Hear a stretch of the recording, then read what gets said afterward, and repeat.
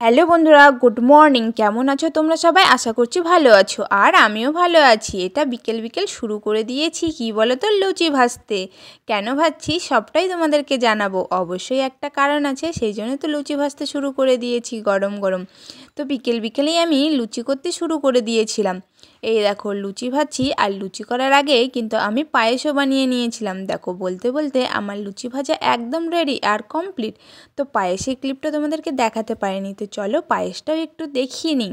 আমার পায়েস করাও হয়ে গেছে লুচি ভাজার আগে। এই দেখো পায়েসটা কেমন হয়েছে একটু কমেন্ট বক্সে জানিও।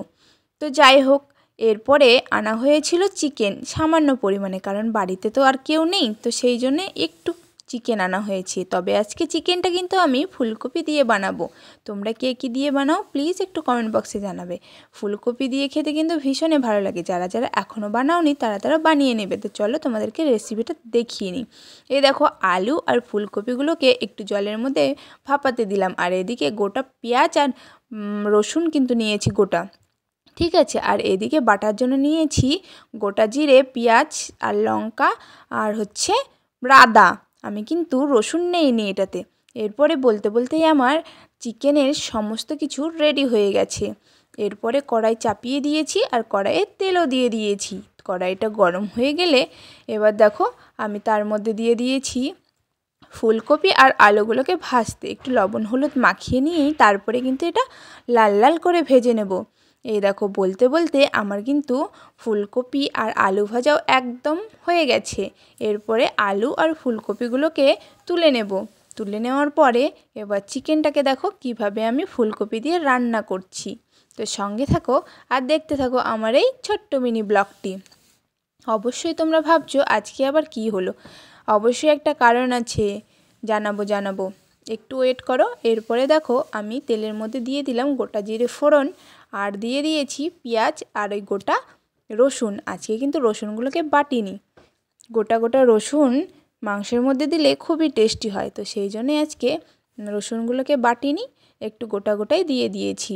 এরপরে আমার পেঁয়াজগুলো একটু লাল লাল ভাজা হয়ে গেলেই এবার দিয়ে দেবো কিন্তু আমি কি বলো তো, বাটা মশলাটা।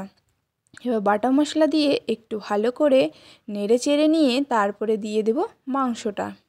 এই দেখো এবার মাংসটা দেওয়ার পরে এবার ভালো করে কষবো, আর তার আগেই দিয়ে দেব লবণ স্বাদ মতো আর হলুদ, আর একটু কিন্তু চিনি দিতে হবে।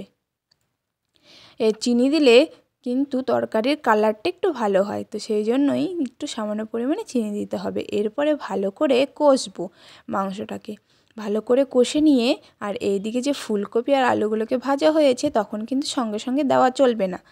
আলুগুলোকে যখন কষা একটু হয়ে যাবে অর্ধেক, তখন কিন্তু আলুগুলোকে দিতে হবে। এরপরে আমি আলুগুলোকে দিয়ে দিই, আর যখন মাংসটা ফুটে যাবে তোমার একদম রেডি হয়ে যাবে, তখন কিন্তু ফুলকপিটা দিতে হবে, না হলে ফুলকপিটা একদম গলে যাবে। কারণ ভাজার সময় ফুলকপিটা আমার সেদ্ধ হয়ে গেছিলো। বলতে বলতে আমার একদম ফুলকপি চিকেনের তৈরি। তো এরপরে দেখো থালাতে আমি কি বলো তো লুচি, পায়েস আর চিকেন রেডি করে নিয়েছি। কেন বলো তো, আমার ছেলের কিছুদিন আগে জন্মদিন ছিল, তো সেরকমভাবে কিছু করা হয়নি, তো আজকে ভাবলাম করে দিই। তো চলো, আর এদিকে ছিল ডিম কারিও। তো চলো এখানে রাখছি, দেখা হবে আবার অন্য একটা ভিডিও। Tata bye.